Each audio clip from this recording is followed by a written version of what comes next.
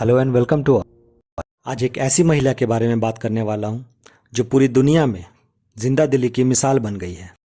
खास तौर पर उन महिलाओं के लिए जो गुजरते वक्त के साथ अपने सपनों को उम्र के उस पड़ाव में पीछे छोड़ आई हैं जहाँ से वो चाह के भी उसे पूरा नहीं कर पाती। उनके लिए भी प्रेरणा का बहुत बड़ा स्रोत बन गई। उनका नाम है वैली फंक।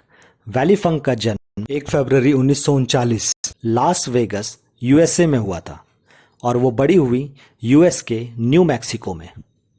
फंक बचपन से ही अपने करियर को लेकर काफ़ी स्पष्ट थी और कहा जाता है कि वो उन दिनों से ही हवाई जहाज़ों के प्रति खासा आकर्षित रही। इसी का परिणाम था कि 7 साल की छोटी सी उम्र में उन्होंने प्लेन का मॉडल बनाया और महज 9 साल की उम्र में वो अपनी पहली हवाई प्रशिक्षण के लिए गई।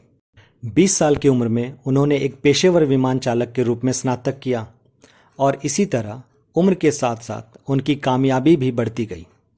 1960 ईस्वी नासा के वुमेन इन स्पेस प्रोग्राम के लिए कुछ महिलाओं का चयन होना था जिसकी उम्र सीमा 25 वर्ष से 40 वर्ष रखी गई।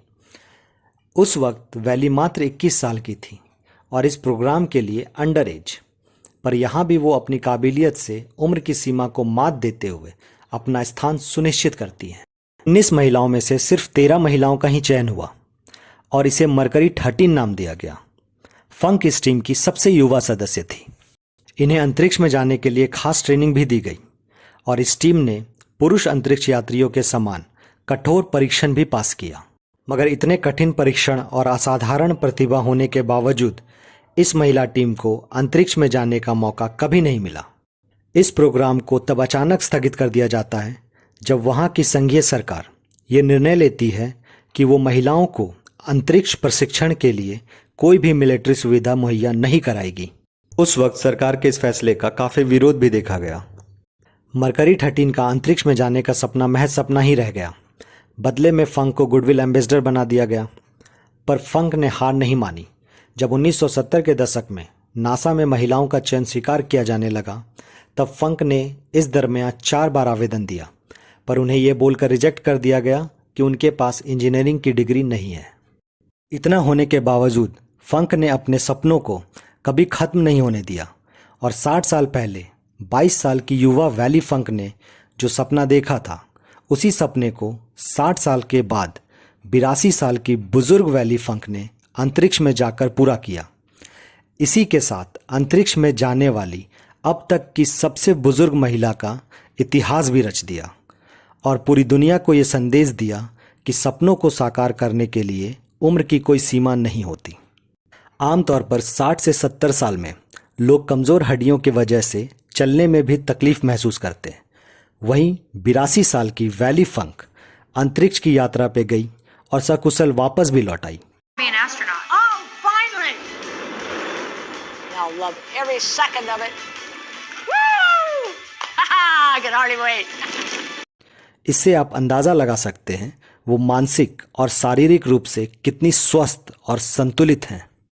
वैली फंक को अंतरिक्ष में जाने का सुनहरा मौका मिला अमेज़न के मालिक जेफ बेजोस के द्वारा।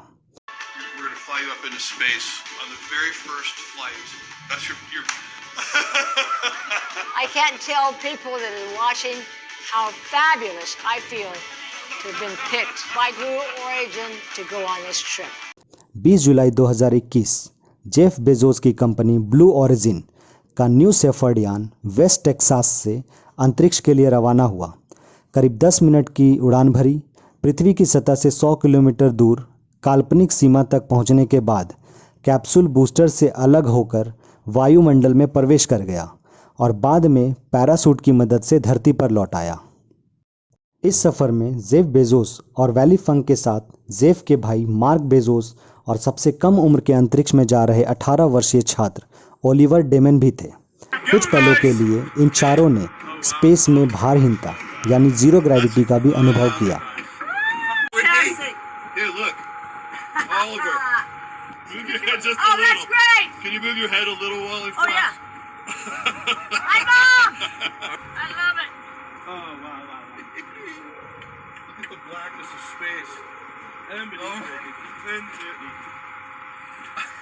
Here, catch. Oh yeah, Ding Dong Balls. Ready? Woohoo! Here it comes. Wally Funk का एविएशन के क्षेत्र में काफ़ी नाम है और इनकी सफलताओं की बड़ी लंबी सूची है। इनमें से कुछ खास उपलब्धियां भी हैं, जैसे इन्हें फेडरल एविएशन एडमिनिस्ट्रेशन की पहली महिला एयर सेफ्टी इंस्पेक्टर का गौरव प्राप्त है। ये नेशनल ट्रांसपोर्ट सेफ्टी बोर्ड की भी पहली महिला सेफ्टी इन्वेस्टिगेटर रहीं।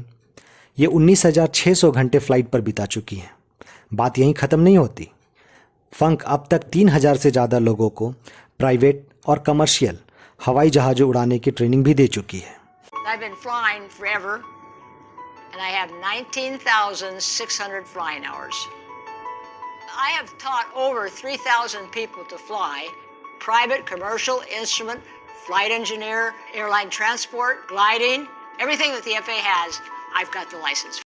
वैली फंक ने अपना जीवन एविएशन के लिए पूरी तरह समर्पित कर दिया है। साइंस जर्नलिस्ट सू नेल्सन ने वैली फंक पर एक किताब भी लिखी है जिसका शीर्षक है Wally Funk race for space. तो वैली फंक की ये इंस्पिरेशनल कहानी तो ये आपको कैसी लगी कमेंट करके ज़रूर बताएं और ऐसे ही अमेजिंग कंटेंट्स के लिए चैनल सब्सक्राइब भी कर सकते हैं और नोटिफिकेशन अपडेट्स के लिए बेल आइकन भी प्रेस कर सकते हैं। Thank you.